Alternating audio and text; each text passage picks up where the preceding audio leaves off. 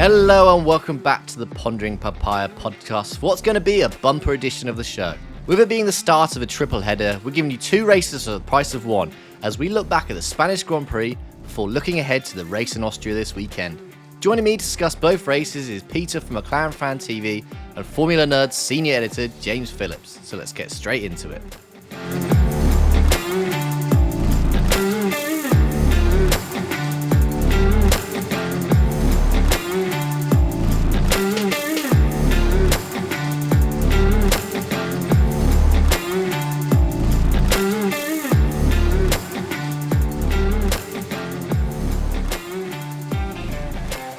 Joining me now is James and Peter. First of all, huge thanks to both of you for joining. Peter, how are you doing today? You all good? Excellent, man. Ready to rock and roll, ready to talk Spanish Grand Prix and Austrian Grand Prix as well. Yeah, good. Like I mentioned in the intro that you would have heard by now, it's going to be a bumper episode. I mean, we think it's hard for the teams with their triple headers, but recording podcasts, man, they come around you quick. James, how are you? How are you doing? I'm very good, Sam. How are you? Also ready to go, and it's going to be a bumper episode, isn't it? Yeah, definitely. Yeah, I'm very good, thank you. And let's start off. We'll get onto Austria a little bit later on, but obviously there's a good starting point with the Spanish Grand Prix. And I want to ask both of you a question to start off with. Like, what's your overall mood of the race? Because obviously Lando particularly did very well, got a podium P2, but I don't know about you, Peter, but there's this sort of lingering feeling of what could have been, and we'll go into detail of the race a bit more. But overall thoughts of the race and how you think McLaren got on. You know, I think it's one of those ones, if we recorded straight after the race, let's say 30 minutes after the race, we would have all probably felt a little bit down and disappointed just because we were on pole on merit. And so from that moment on, seeing Lando getting overtaken before even turn one, it's hard to watch. And then, I think when George Russell got overtaken by Max, it was almost like that's your seal, basically, in terms of the race. But I think overall, you have to sort of step back a little bit and say, do you know what? Look at where we are. Look at where we are right now. Look how far we've come. This time last year, forget Spain. We don't really want to be there. Whereas this weekend, it's almost like, Lando is even frustrated about not winning the race, and that's amazing in terms of the testament that McLaren have done over the last 12 months. It goes to show that we can compete with Red Bull, and who would have thought? And not just Red Bull, Max Verstappen as well. So so overall, I've actually calmed down, and I'm very much like, guys, we go again. This car is good. This driver pairing is good. So Red Bull, watch out.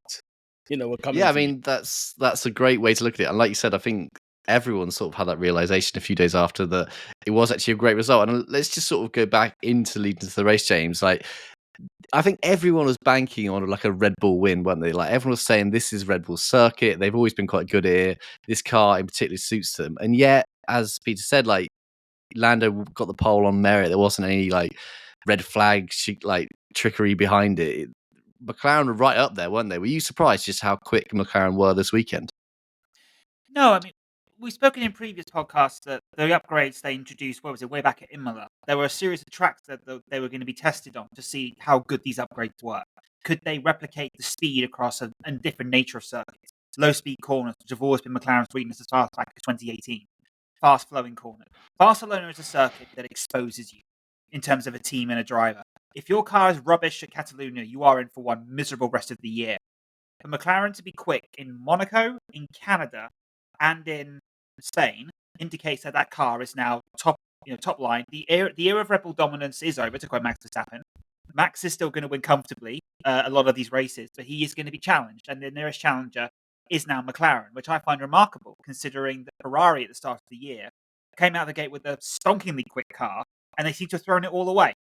McLaren just have slowly built up all their expertise, all these new appointments they've got in. They're starting to get used to winning again. We're going to see mistakes. So no, I wasn't surprised to see McLaren up there. For me, it was the final test to see how can they replicate this performance over the rest of the year. And with Austria and Silverstone coming up, I'm quite excited for those because those are traditionally really good circuits for the team.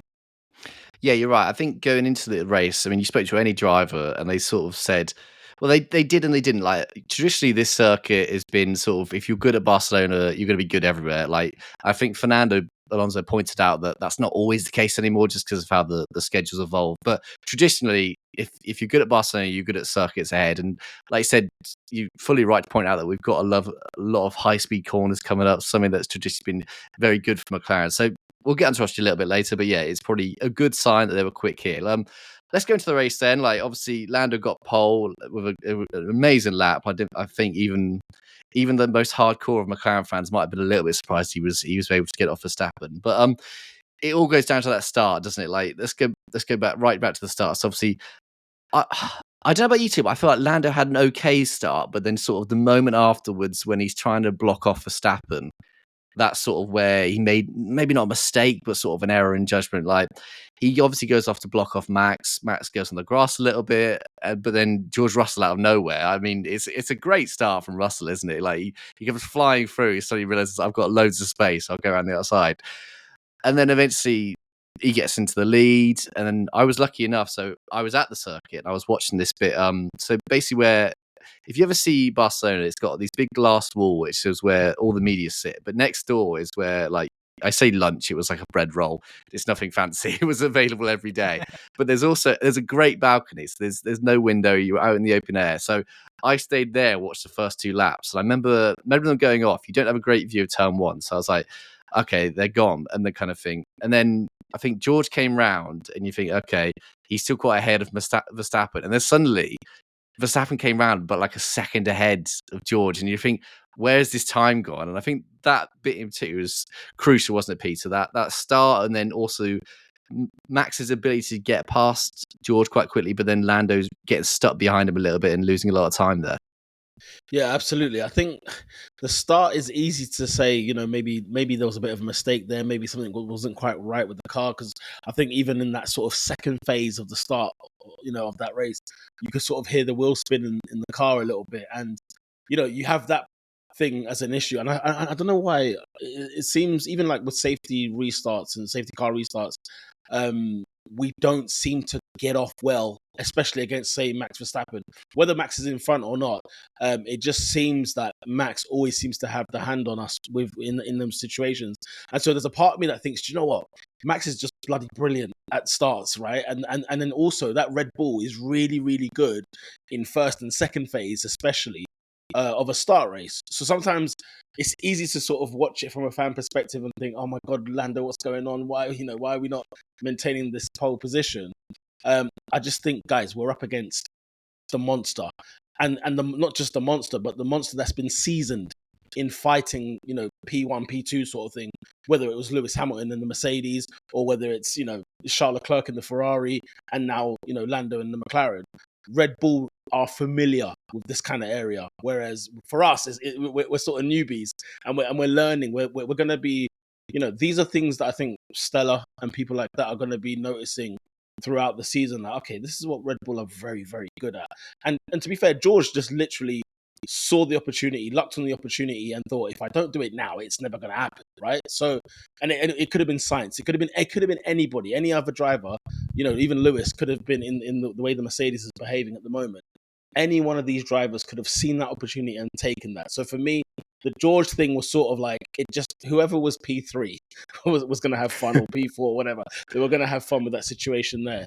But I think it's just a case of, for our team anyway, it's just taking that data. Okay, this is what it's like when we restart races. This is what it's like when we start races against the Red Bull.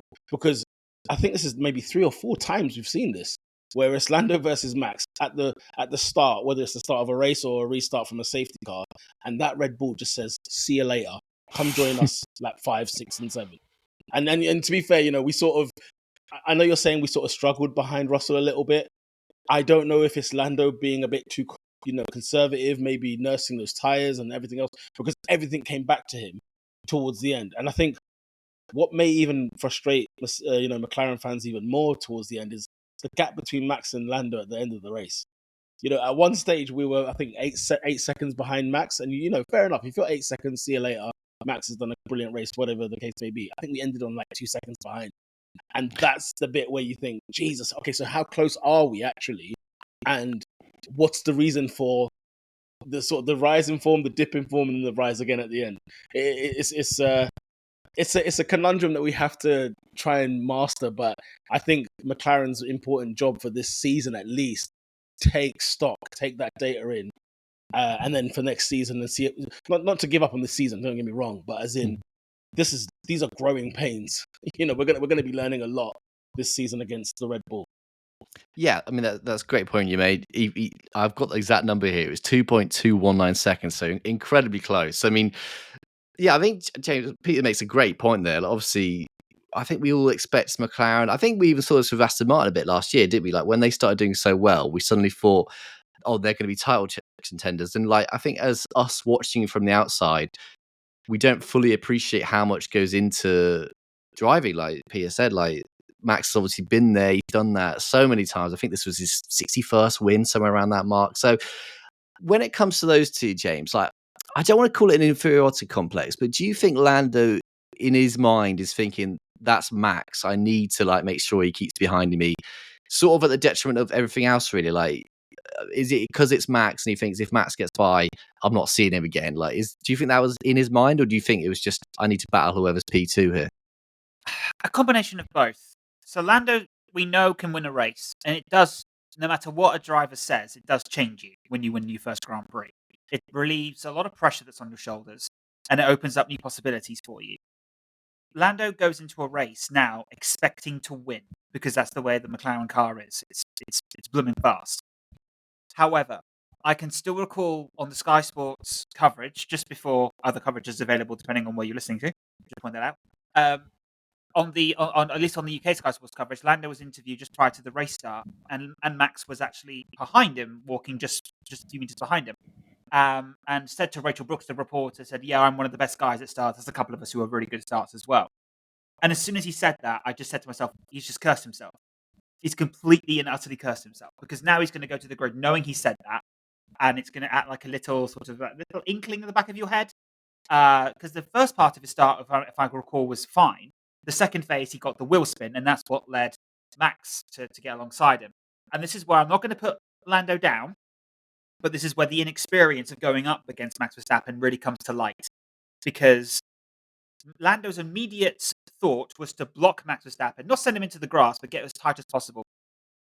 I don't think he forgot about George, but his mind wasn't where it needed to be because he's not used to that situation enough. Lando at the moment and McLaren, as I said, they're going through a learning phase now, as you pointed out as well, Peter. They're going through a learning phase, and they're learning how to win again. You know, they haven't been the competitive force constantly winning races since 2012, and the team is now, it's not even the same entity practically.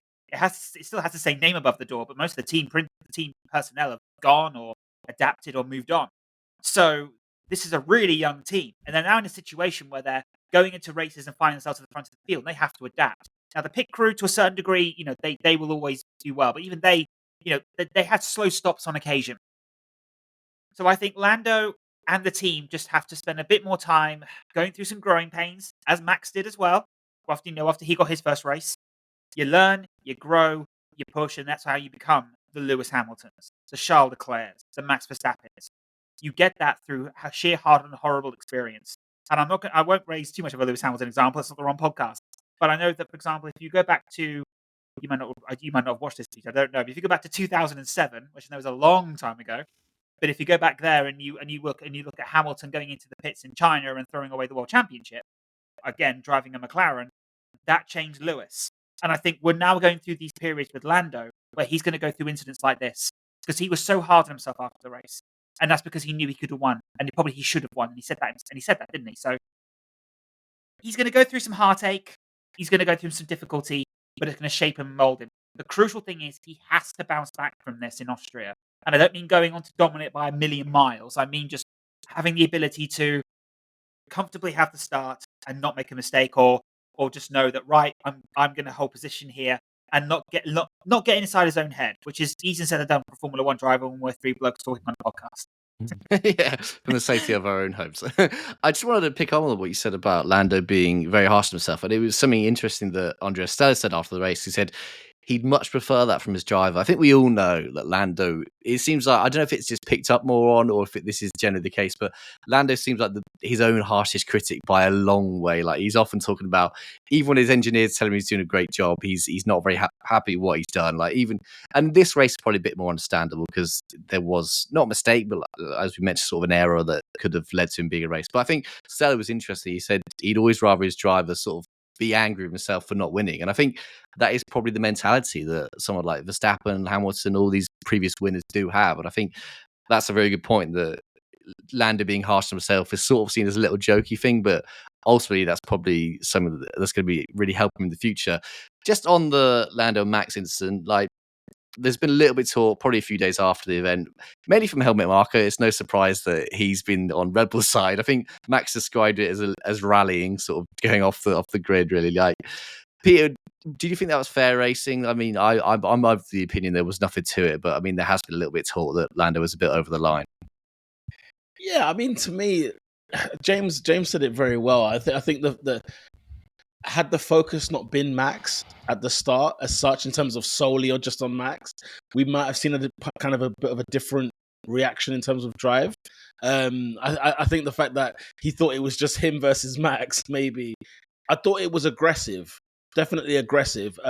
Whether it was across the line or whether it was overboard, I don't think so. We've been here before, and we've seen top quality, world class drivers who are fighting for titles get into these kind of situations, and the debate is always spoken about, is this too far? Is it not? Let the people race. Just let them go ahead and race. And I think the stewards made the right decision in the end, because I think at the end of the day, it wasn't malice. And I think there is that part that we have to very much, put into context here. Was there malice? Was there a place of, I'm trying to take a driver out? Or is there a place that I'm trying to, you're trying to get the advantage because you're trying to stay in the lead? And that's normal. I think we kind of miss that because we don't get enough of it maybe in today's racing, because a lot has changed. We're not saying we should go back to the 90s. And James, by the way, I've been supporting McLaren since 97, so don't worry about 2007. But yeah, no.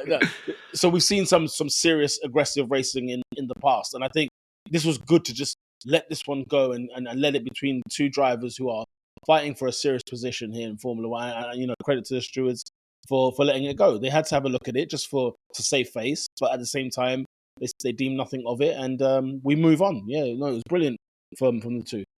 Yeah, and I think Max probably more than anyone would be very happy that they're not punishing aggressive moves, because we can all remember what he was like in his early career. He was more than happy to maybe push the boundaries a little bit much, but that's a discussion for another day. Speaking of discussions, I think obviously as well as the start, there was a lot of talk about McLaren's strategy when it came to Lando. So I'm not going to call it an offset strategy, because ultimately they did sort of do the same as Red Bull, but it was just done at different moments in time. So Lando very much extended the first run, so he did 6 more laps on the soft tyre than Verstappen did. But then I think the confusion came sort of in that second stint where he pitted sort of a lap or two after Verstappen did his second pit stop. And everyone, myself included at the time, thought, why have you done that? You sort of lost the advantage. But Stella in particular explained it that in that second stint, while Max was able to conserve tyres, like Lando was just bombing it, basically, like really going for it, trying to catch Max. And as we've all sort of said, like he very nearly did towards the end of that race. And I think this strategy was the only way they were going to do that. So, James, what did you make of McLaren's strategy? Did you sort of think that was the right way to go about it? Like, this was their best chance of victory? And there was interesting that radio moment as well, wasn't there, where they're saying we could cover off Russell and do a pit now. And Lando was very clear. I'm not racing George, I'm racing Max. Like, overall, what were your thoughts on the team strategy? I thought it was quite clever, to be honest. I thought it was quite well executed. It came down to what happened at the start. There's no getting away from that. And McLaren had to think on their feet. And I think a few years ago, McLaren would have struggled in that kind of situation, and they perhaps would have been quite conservative. But they were targeting the win, as you say, and so was Lando. So I thought the idea to try and reduce the gap, and what was it, 8 seconds at one point? You got it down to 4 after the first round of stops. So you then reduced again down to it stayed around 4. I don't know if I'm talking rubbish here, keep me honest. And then it went back up to 8 again after the final round of stops, and you reduced it, as you say, Peter, down to 2. So it was always going to be difficult for McLaren to offset what happened at the start. I think one of the major issues that happened was that Lando did struggle at least to get through the traffic on his first stint, and that really did impact what McLaren could do to get Lando ahead. I thought that they also they did cover off George at least once. Unfortunately, they didn't really have much choice. It's difficult to criticize the team here because with the circumstances they were given, I thought they did phenomenally well. What they needed was a few more laps here or there, maybe but there's lots of what ifs in Formula One, aren't there? So I think all praise to the team for what they did with the time they had available, with the laps they had available, and the tyres they had available. Because the other thing I would say as well is at the end, one thing I did find fantastic to see was that Lando was catching Max on used soft tyres. Because they weren't, I don't think they were massively used, but nonetheless they were used soft compound tyres. And he was still saying fastest lap of the race, but that of course meant that his tyres were going to start to degrade, but still 2 seconds behind at the end. That for me shows a team that knows what they're doing, because they had the confidence to say to Lando, "You've got a used set of tyres here. Absolutely, as you said, Peter, bomb it around the track, and then you'll get and you can try and catch Max. 2 seconds is so close from where they were at the start. So Barcelona doesn't promote overtaking, realistically, does it? So I thought that was a pretty damn good effort.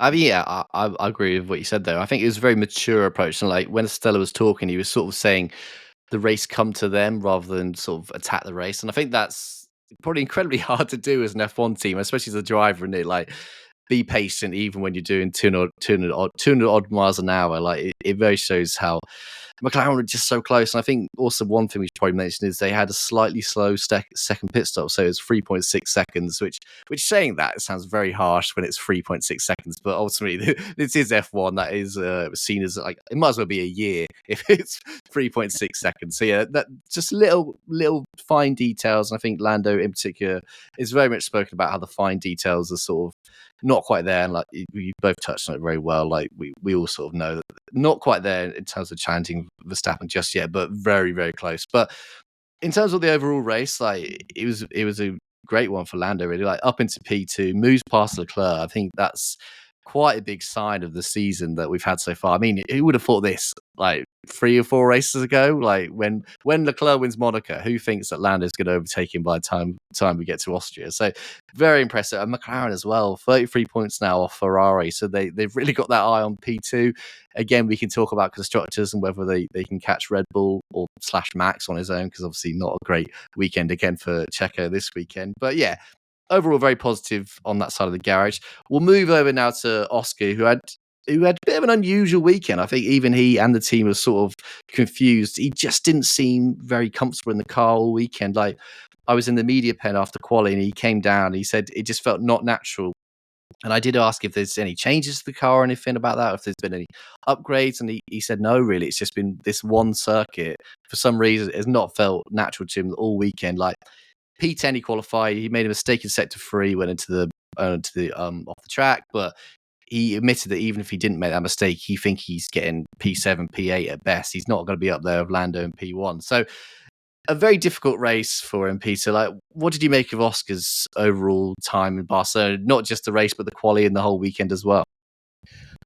Okay, this is his introduction to Formula One. Welcome, Oscar. Welcome aboard, mate. Because in all honesty, Oscar Piastri is, I can't believe we've got him. I love him. He's phenomenal, an amazing driver. And, when we weren't doing so well last season in terms of the car, early stages of the season, he was obviously having to just work with what he had. And what he was actually doing in that McLaren, I think, was very much underrated in terms of his first season. Obviously, when he was given the car that was finally, worthy of some praise, he was brilliant in his rookie season. And I think what happens is, we're all loving him, regardless if you're a McLaren fan or not. You're loving what he's doing, you're seeing what he's doing, but sometimes Formula One punches you in the face. And for me, this is what this Grand Prix was. This Grand Prix was like, welcome, Oscar. You've been doing well, but let me just remind you what this is. Let me remind you what this sport is. And sometimes you will get knocked out. And it's not like it's a new circuit for him. It's not like it's it's one of those where I think, as James put, this is the circuit that really tests who you are. Because if you're good here, then yes, you sort of overall, I know what Fernando Alonso was saying, definitely because of the way Formula One's kind of changed over time. But if you're very good here, then at least it sort of tests your mettle. And look at some of the teams this season. I mean, your RBs, your Williams, people who've spoken well about them this season, and rightly so. They've come to a situation where this is the most seasoned track you will find in Formula One. And how do you hang? How do you swing? Because you get all kinds of this track sort of tests everything, whether it's slow speed, fast speed, whether it's to do with understeer and oversteer. You got your straight a little bit. You got to have a fast car. You're not really, you can't overtake as much. Oscar learned a harsh lesson this weekend, and I think it was just one of those where I wouldn't even call it a bad day at the office as such. It was just, let me remind you what sport you're in. And I think Oscar just has to, again, take stock, not be too down in terms of how the weekend's gone, because he knows a couple of things. He knows the car is good. He knows that he's a good driver. He believes in himself, no doubt about that. And as long as he doesn't dwell too deep in Barcelona, he will be okay. But this was just a lesson to just say, Oscar, just in case you thought you could just rock up here like it's F3 or F2. No, my friend, you're going to learn some lessons. These are, like I said earlier, growing pains for McLaren and growing pains for Oscar, no doubt. Do you know what he reminded me of after Saturday was he had that Daniel Ricciardo look of, I don't know why that's just happened. Like, I thought I did really well, and yeah, I'm P10. And obviously Ricciardo had a similar weekend. He spoke after quali. He was like, I thought I did really well, and I'm a second down or whatever it is, and I'm out in Q1. So yeah, he very much had that look of like, I'm sure it happens to all drivers at some point. Like we've heard from Hamilton over the last few years, he doesn't understand why the car's not working very well. Like Peter said, it's just sort of, it just happens. It happens. You've got to move on, kind of thing. And like, that is my question to you, James. Like, do we feel it's just a one-off? Like, should we be worried that this is going to happen in the future, or do we reckon it's just that happened there, whatever reason? I mean, Piastri, like, if you ever hear him speak, he doesn't seem like the guy who dwells on anything very long, does he? He's very calm. It's unbelievable. I can't remember how he is, 21, 22, 23, whatever he is, but like, he seems like he's a 40-year-old. He seems like he's Mark Webber, basically. He's basically taken Mark Webber's moves of everything and just adopted that. But yeah, I can't imagine this is going to go on for a few races, is it? Or presumably we could just kind of say that was just Barcelona, let's move on, kind of thing. Yeah, I mean, that was my point. I was going to introduce it with, was that Oscar is a 40-year-old man trapped in an early 20-something's body. He's so relaxed and so self-assured without a hint of arrogance. In terms of, he doesn't walk into the paddock and feel like he owns it, which some, as we say, past Formula One drivers most definitely did do. They shall remain nameless. But he has such an air of composure. And I can just imagine he's gone straight back to base, and he'll be studying the data to find out what happened. And it may well be they still can't figure out what's happened. But he'll be going to Austria now, and he'll know, right, cool, okay, we'll try again there. As you said, Peter, we're so lucky to have Oscar as a driver of that caliber inside McLaren alongside Lando. There's a reason why Zach is so excited to have this driver lineup. It's because he knows that even after weekends like this, where you've had one car up at the front doing an amazing job, the second one's been struggling, you know he's going to bounce back following race. Can't say the same thing about Sergio Perez. I know we've already touched upon him already. So for me, I'm not concerned in the slightest. I just think it's gonna. He'll go to Austria. He'll go to Silverstone. This is a guy who won a sprint race last year in Qatar. This is a driver who, although technically it doesn't count as a victory in some people's minds, that's a debate we could have for hours, isn't it? Let's face it. But he's won a form of a Formula One race, right? He knows he can do it. He knows he's quick. He knows he's fast. He knows he understands the car and he trusts the team. That's the atmosphere you need to succeed. So yeah, he'll be fine. Yeah, I think you're right. Yeah, even if you don't value sprint wins, I think you can say he finished ahead of Max Verstappen in 2023, and that's good enough on its own. Like, not many people can say that at all, really, in that last year. I mean, I want to talk about his form, really. Like, there's 63 points between him and Norris now. Like, do we think Oscar's got worse, or do we think Norris has just improved so much that it's making Oscar look worse, Peter? Like, do you think Norris is just on a different level now? Yeah, I mean, remember how long Norris has been here. This is we're talking about Norris who dealt with learned under Fernando, dealt with science, battered Ricciardo. I mean, we're not it's an apple and pears situation here. Oscar is firmly doing his thing in his own lane, in his own zone. He's doing what he needs to do. And not that we expect this from Norris as such, but in a sense of just, well, what else do we expect from him? If you're going to give him the car after all these years where this guy has carried McLaren on his back on a few occasions, right? With a car that was nowhere near, points or podiums or whatever the case may be. I just think it's about time where if we weren't getting this from Norris, I kid you not, I think we would be a little bit concerned because and the thing is, he's not just a driver. He's somebody. He's in there asking the questions, learning the data. He seems to be part of the team, the setup team. He's the kind of person that would probably bring part of the sort of the hospitality with him. Just to set things up. Like, he's so ingrained in the situation. There was a couple of years ago. I can't remember if it was like the pandemic, sort of 2020 or 2021, and I just saw his demeanor across the team. And it was a bit like, no, guys, that's not normal what he's doing there. We need to pay attention. This is a man who is like, you know what? And it's no surprise why he had signed the extension and whatever the contract was at the time when he did. And people were questioning him, should he really be here? It's like, no, you don't get this. This guy is like, no, this is going to become Lando Norris F1. Like, this is how he takes ownership with it. So I genuinely think that with that mindset and with that demeanor of his, we're at a stage right now he's disappointed about not winning in Spain. McLaren in Spain, that we don't do well here. Not since the days of your Jensen Buttons and Hamiltons. We don't do well here. So I understand, like, Oscar's not necessarily like miles off. It's just let's look. Imagine Oscar has 5 years under the tank with McLaren. We will be saying the exact same thing here. So no, I genuinely don't. There's no, like, nothing is odd about what's going on between these two in terms of the gap.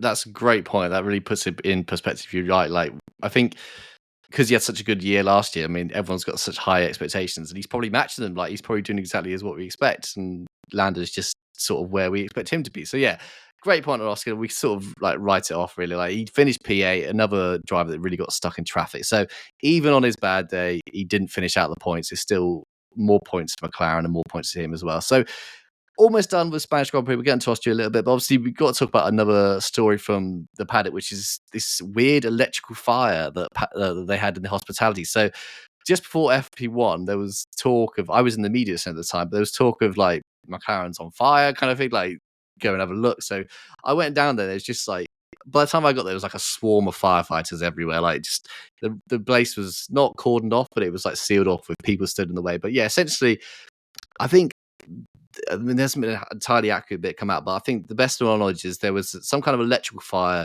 in the floor between the kitchen and the essentially offices upstairs. So McLaren's European hospitality is essentially similar to a lot of the teams, but basically you walk in, there's like a kitchen area, and there's like not a dining area, but like a load of tables and chairs and stuff like that. And that tends to be where the media stuff is.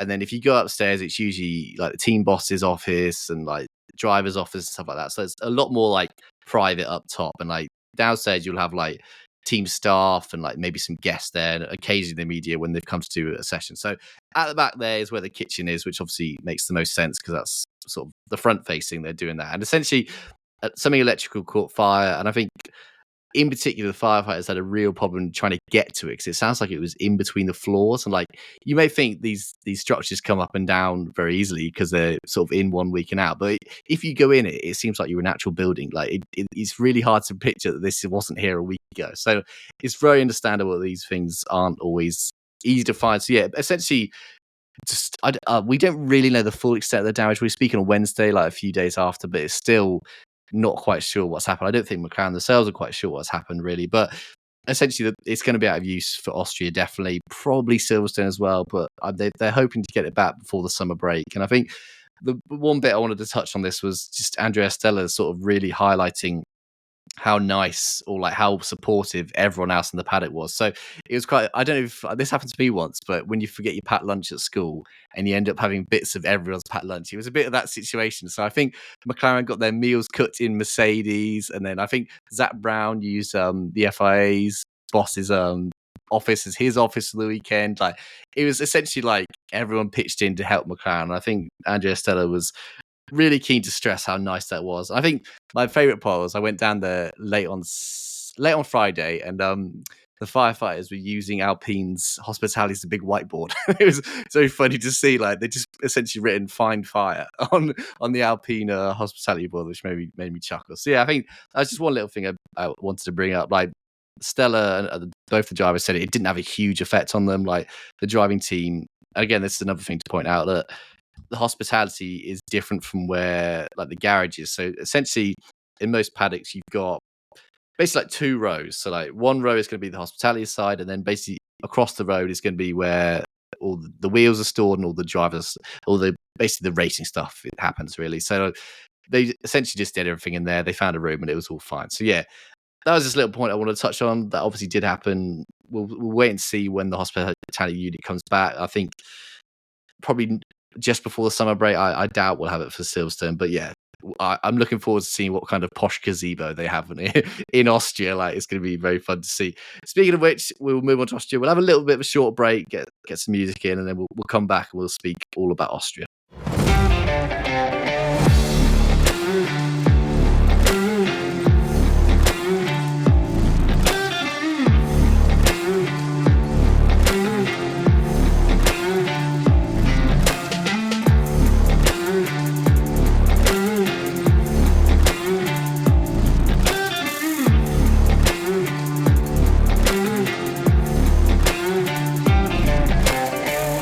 Yeah, we're back. We're going to look at Austria now. Of course, heading to the Red Bull Ring, which is actually the fourth shortest circuit on the calendar. Which I knew it was short. I didn't realize it was that short. And I'm going to start with a quiz question, both of you. The last win at this venue by a McLaren driver was by who? Who do you think was the last driver to win in McLaren at Austria? Maybe not the Red Bull Ring, but in Austria. It can't be as far as I'm thinking. Like I'm thinking the same thing, Peter. I know exactly what we're both thinking.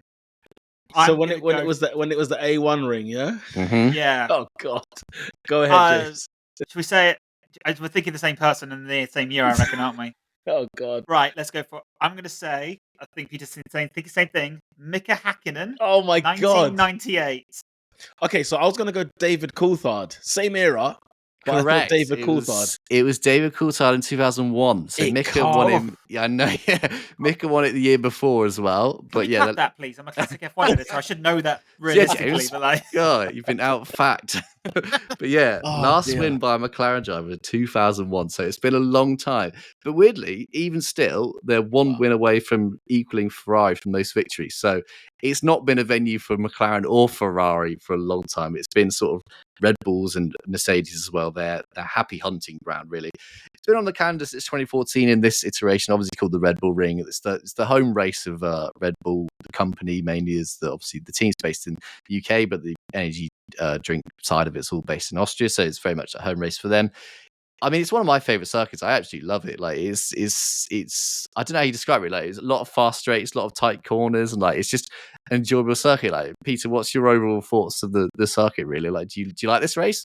Oh yeah, absolutely. It's actually one of my favorite circuits. Even if you're playing the game or if you're just watching it as a race, it's one of those where, as you say, there's something about it. I can't even put my finger on it as such as to why I do like it. But yeah, it's always been a good circuit. We went through a period when it wasn't on the calendar, right? Am I remembering that right? So, and that's probably what it is, James. So that's why it's like, geez, how have we not won it for this long? But I remember when it was away that I was like, geez, it was actually a very good standard circuit. Like, how can we not have it on the calendar? But yeah, no, I'm a big fan of this circuit. I've really, really liked it, even before Lando Norris kind of made it his second home. Yeah, we'll talk about McLaren last year because obviously a huge turning point. But yeah, even looking at it from like a layout point of view, you think that shouldn't be as interesting as it is. But yeah, James, are you sort of the same opinion that this is actually a great track to go racing on? It's a brilliant circuit, and I'm going to use the word, forgive me, but it is an old school circuit. Grass, gravel, you're punished if you make a mistake. There's no miles of runoff. There's undulation. There's lots of elevation changes. The corners are different variety. It's small, but it's a perfectly formed track. And there's a reason why everyone loves coming back to it every year. I'm very happy to see the grass and gravel's been reinstalled at some corners, so we'll have will have an avoidance of the repeat of the issues when it came to track limits from a few years ago. But it's just a phenomenal track, and as you say, it's a great one to play online or on the game, even if you do take a little bit too much corner, which is what I tend to do. Me too. I mean, it's one of the few circuits I can manage not to crash on the game because I am terrible at it. But anyway, yeah, it's a good point you bring up the track limits. I mean, if anyone remembers this last year, and especially for us poor journalists, I'm going to put make real smallest violin for us. But when you're waiting 3 hours for the race result, that's what sort of happened last year. So the problem last year was turns 9 and 10. There was no like real punishment for going wide on the track as such. And essentially everyone ran wide. I think it was 1,200 incidents they looked at after the race, which obviously took ages. I think 8 different drivers got some kind of penalty. Esteban Ocon racked up 30 seconds of penalties, which is very impressive. And I think the FIA essentially said, please do something about this. We don't want a situation like this again. I think it was interesting because Lando got P5. He crossed the line in P5. He touched down back in the UK before he realized he got promoted to P4. Like, that's how big the delay is. And no one wants to see a sequence like that where it's been a long time since the checkered flag. So, yeah, like James mentioned, they've made a few changes. They've put the gravel in at turns 9 and 10. So, essentially, there's a bit more of a natural penalty to going wide. You will lose some time there. So, drivers should be put off by it. And I think I wanted to bring this up, sort of how much they're going to get used to this, Peter, because obviously it's a sprint weekend as well. So we've got just the one practice session, and this is a circuit they've raced on a lot. They've obviously got their radar sort of tuned into how it was. Do you think we're going to see any problems? I mean, I suspect we'll see some problems in FP1, but do you think it's going to continue into the competitive action, considering the drivers got such little time in this new not new venue, but new like layout of the track? Most definitely. That as much as these guys are so well oiled in terms of that they're some of the best in the world, if not the best in the world. If you give them only one practice session and then it's shootouts, it's sprint races, then it's quali. They are going to make mistakes because they're human, and they're not going to. When you have the practice, P1, FP1, FP2, P3. Yeah, you really get to learn and understand how your car develops on this weekend. Not every Austrian Grand Prix is going to behave the same. So, and the fact that we are adding stuff to turns, 10, we are not going to have this. Hopefully, we're not going to have this track limit issue. Most definitely, you're not going to see your Red Bulls get everything they want to get out of the weekend. You're not going to see Ferrari or Mercedes or even McLaren for that. But I do notice that McLaren seem to love a sprint weekend because not everybody else can actually collect their data together. So that kind of suits McLaren pretty well. But yeah, we're definitely going to see some struggles. We're definitely going to have a situation where, what happened in FP1 there? What's going on in the shootout? We're going to get, like every sprint weekend, a bizarre result for somebody somewhere. And I just hope it isn't us. But yeah, it's guaranteed on a sprint weekend. Yeah, I mean, it's something to look forward to. And I think, looking back, the organisers of F1 have been quite harsh with sprints this year, because obviously the first sprint race we had was at China, which hadn't been on the circuit for a number of years. Poor Oscar had never driven there before. Like, it's like, here you go, get one practice session, off you go. Have at it, kind of thing. So, exactly. James, what do we think about their chances? Let's start with the sprint race. Obviously, we all sort of talked about how the Spain race, their chance of victory came very late on. Like, this is obviously a venue that Red Bull are going to want to do well at. It's their home race. They've got a reasonably good history. They've won the 2 of the last 4 Austrian Grand Prix, because there was a Styrian Grand Prix in there as well. But Austrian Grand Prix alone, they've won 2 of the last 4. So not an ideal, like a hugely dominant record, but they're very strong. It's sort of their home race. They want to win here more than anywhere, really. Like, how do you see McLaren's chances sort of going into this weekend as the sprint location?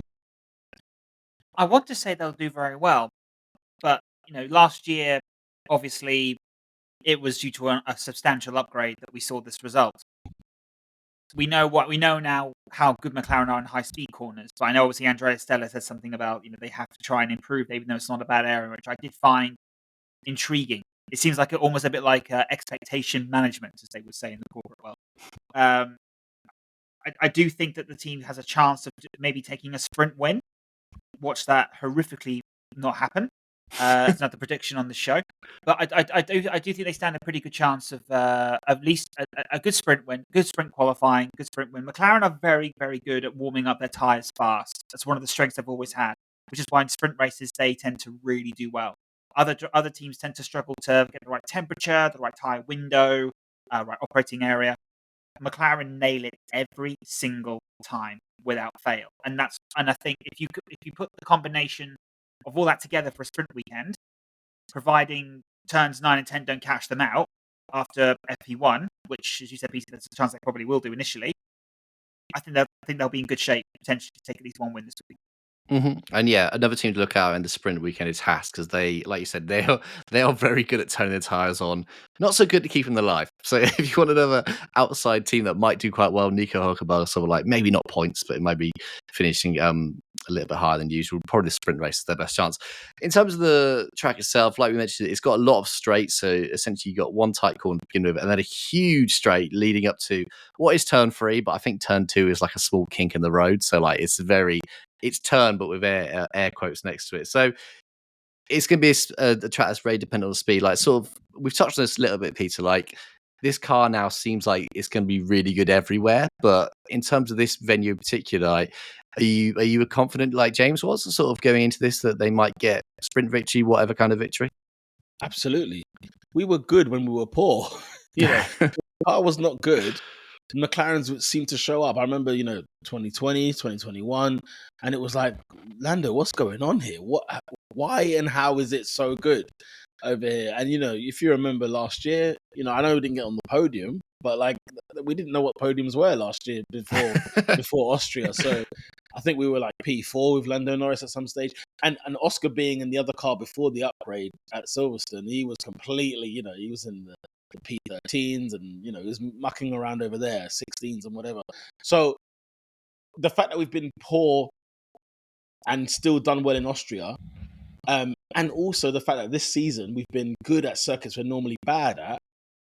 God, I'm ready to. I tell you what, the rest of this triple header, I'm excited. I'm very much like, okay, McLaren, what have you got for me this weekend? That's the way I'm sort of looking at it. And if it's a case of, if McLaren don't do well this weekend, something happened. So some altercation happened, some crash happened, some unluck happened, because I think the car is ready to go. I think it was good, like I say, before we were even good. So the fact that we're half decent at least, Max Verstappen, Helmut Marko has been talking about McLaren as well. We're on the radar. They're looking at us. Yeah, I love it. Like, you see this all the time, but as soon as one team starts doing well, other teams start saying, "Oh, they're doing quite well." Like Carlos Sainz, I think, was in Spain. It's like, "Oh, McLaren are the quickest car now." Like, it's such like not mind games, but they all try and put pressure on each other, don't they? Like, I just checked, like you said, like Lando's got an incredible record at this venue. He's never finished lower than 7th. He's got podiums here twice. Like, he knows what he's doing at this track, and like we've all mentioned, last year it was like before Austria, then after Austria, because this was the venue where it was just Lando. Oscar had to wait another week, but Lando got those upgrades, and then suddenly McLaren's season changed, didn't it? It was completely different. I'll come to you on this, James. Like, sort of, what were your memories of that race, and thinking, oh my god, like suddenly they're very, very quick. Start again. Very excited is my memory at the time. Just because I tend to watch all of the free practice, obviously journalists as well, free practice sessions, qualifying, and in FP1 I thought, oh, okay, they've had a decent session with the upgrades, that looks good. Then FP2 happened. I thought, okay, let's just see what happens in FP3. And then in qualifying, and then in FP3 in qualifying, Lando was up there. I was like, this is going to be a pretty damn good race, isn't it, for us? And then, of course, on Sunday, Lando, as you say, held his own and inherited P4 from time penalties. There are certain tracks that drivers love. Everyone has a track. I think Austria is Lando's in terms of there's just something about it that clicks with him, and it's difficult to say what that is, as it is with any driver. So this is probably Lando's best chance yet to assert that he's now back, and compared to 2023, he will arrive with a lot more confidence because he knows he's not having to prove upgrades. He's not having to prove it. He's not having to prove the team's capable. because as we've now seen for the last 3 or 4 races, they very much are. So yeah, I think my memories from last year are good, but I suspect this year's are going to be even better. I think, yeah, we've all got a similar level of optimism. Like, let's talk about some of the contenders then. Like, obviously, I'm going to say Red Bull, but obviously it's sort of just Verstappen in brackets. So when I say Red Bull, just consider it to be Verstappen because I think Perez, whatever's happening to his season, is still going to carry on. But let's talk about Ferrari, Peter. Like, they've had a weird time of late where they did amazingly well in Monaco. Obviously, Leclerc wins, but since then they had a race from hell in Canada, didn't they? When everything went wrong, and then in Spain, maybe even more worryingly, like they just weren't at it. Like their pace wasn't there, and there wasn't obvious reason. Like, have we seen like a permanent switch in form, and like Ferrari now going to be that P3 spot, or do you think they're going to come back? Probably, maybe in Austria, or do you think it's going to maybe be Silverstone after like? Basically, are Ferrari dead or are they going to come back? Is my question. This is Ferrari, Sam. I don't know where we've been for the last 10, 20 years, but I feel like we do this every year with them. We have this conversation of, they are the fastest car at some stage of the season. They were asking Carlos Sainz if he's going to challenge Max Verstappen for the championship this year, right? And then also, Mr. Charles Leclerc as well, after what happened in Monaco. Guys, welcome. I don't know if anybody needs to be knocked on the head here. This is normal service resumed. That's what this is. Because I remember a couple of years ago, it must have been the 2022 season where Ferrari looked like serious challengers to Red Bull. And then I remember Sainz's car had a barbecue at Austria when it was literally on fire up the hill, right? And this is just, come on, guys, get with the program, okay? This is Ferrari. So if the question is, are they back? Are they not back? Is this really? This is them. This is them. 2-3 seasons, 3 wins a year. Thank you very much. Thank you for coming. We'll see you next season. Honestly, that's how. And listen, I'm a McLaren fan to the core, so I have nothing but hate from Ferrari. Let's be very clear. But the numbers don't lie. The statistics tell me what I need to believe in, and in all honesty, because there will come a point where it will turn a little bit for them. It will go back in their way, and we will all flood this way and say, "Hang on a minute, maybe Ferrari are here, maybe they're back." No, guys, this is just normal service resumed. That's all I got to say about Ferrari. I mean, that is an unequivocal answer. I'm not gonna ask your opinion, James, like that. That has answered it for me. But let's go to a team that at one point were quite competent, but the last few years haven't been, but maybe are again. And that's Mercedes, because obviously they've had some. We all know about their dominant period. We talked about it. They've done quite well at this circuit, but of late they've done very badly. But few races looking quite good now. They've had some upgrades. They seem to have worked a little bit. Like obviously we saw Russell in leading the race at one point. I mean, Hamilton on the podium in Spain. Like if Ferrari have been just absolutely eviscerated there, like they're not winning this race by an absolute mile. Mercedes probably aren't going to win, but do you think they're going to be sort of up there again and maybe fighting for that podium spot? I think they'll be up there for qualifying, but they'll be nowhere in the race. The gap is just too high. So I think Ferrari, to your point, Peter, have fallen down again, as you say, normal service. They're now the 4th fastest team. Mercedes have become the 3rd. But the gap to McLaren and Red Bull is just still way, way, way too much. You can't fix everything with a new front wing, which is what Mercedes have done. They've got a slightly better fundamental understanding of the car. I'm not going to take that away from them. They clearly know a bit more about the regulations now. They're starting to unlock the potential, but they still need another, I would say, half a season to try and even get on, P2's tail. Mm-hmm. So I reckon we could see another Russell pole position, or him at least attempting to try and get a pole position. But in the race, I think they're a bit. What was the gap in Barcelona? I think it was like 3 or 4 tenths, wasn't it? Overall, the Mercedes was losing to the McLaren and the Red Bull. Yeah, I can check that for you. I'll. Yeah, so 17 seconds Hamilton finished behind Verstappen come the end. So yeah, there's still a gap. Like there's about 3 tenths per second per lap. So I just think that they can get a pole position here or there, on the 1 lap pace if they really nail the lap. But race pace, it's still McLaren and Red Bull out ahead, and Ferrari will now continue to slip down and down the order until next year when Lewis arrives. And to your point, Peter, they'll have some hope and they'll have some. They'll think, oh, the momentum are going to move forward again, and then it will all just, as in this traditional Ferrari way, just go to hell. I hope Adam, who sometimes comes to this podcast, isn't listening because he is a Ferrari fan. His heart's just going to fall through him. Like I was hoping Adam was here today. I'll tell you. It's all love, Adam. It's all love. Poor guy.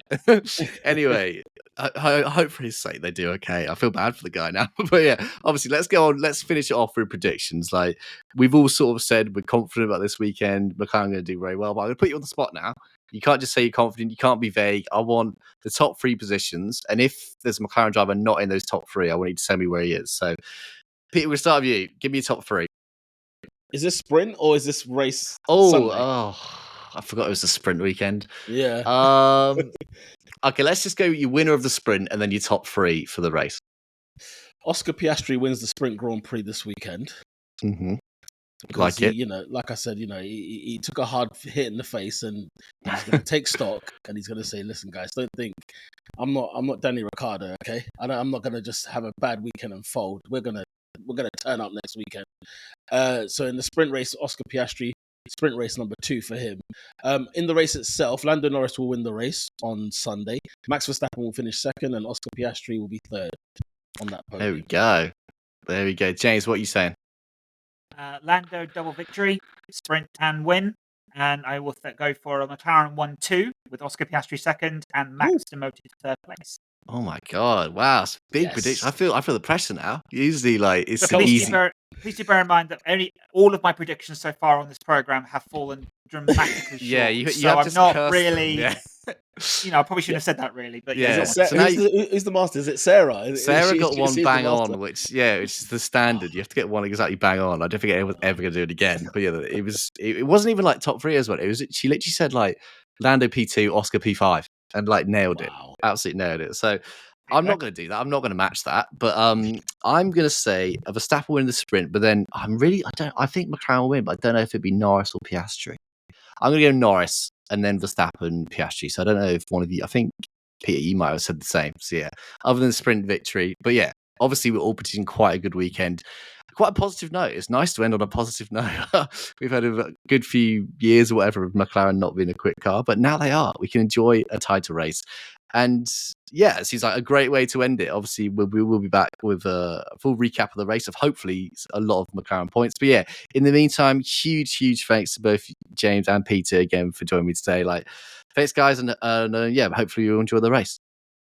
No, thank you for having me on as well. By the way, lastly, McLaren win the constructors this year, but never mind. We'll talk about that for another day. That is bold. I love it. I got a load of grief. We did a season preview, and I said McLaren P2, and everyone said that's mad. And now I think it's not going to happen because they're going to win the constructors. To be fair, on McLaren Fan TV, we're saying P2 is where we're going for. That's what we're going for in the constructors. Yeah. But I'm sorry, Sergio being what he is at Red Bull, although he was good at Austria last year, let's not forget that. If he continues in this vein, and as long as I think we have to average something like 7 points better than Red Bull between now and the end of the season, if we can average that, we finish top of the constructors. I tell you what, guys, it's bang on right now. It's frigging on. Yeah, it's mathematically possible, isn't it? It's very much possible they could do that. This is going to sound so harsh to Sergio Perez, but they've got 2 drivers in their team at the moment. McLaren. I mean, yeah, this is what we talked about for ages, didn't we? We said McLaren have got probably the 2 combined best drivers, and yeah, I just checked, less than 100 points between them now, so very much mathematically possible. That is on, especially for a sprint weekend. We know how many sprint weekends there are this season. But anyway, on that very optimistic, excited note, that seems like a great place to end. Yeah, thanks guys again for joining, and we'll be back for a full recap of hopefully a good race in Austria. So we'll see you then.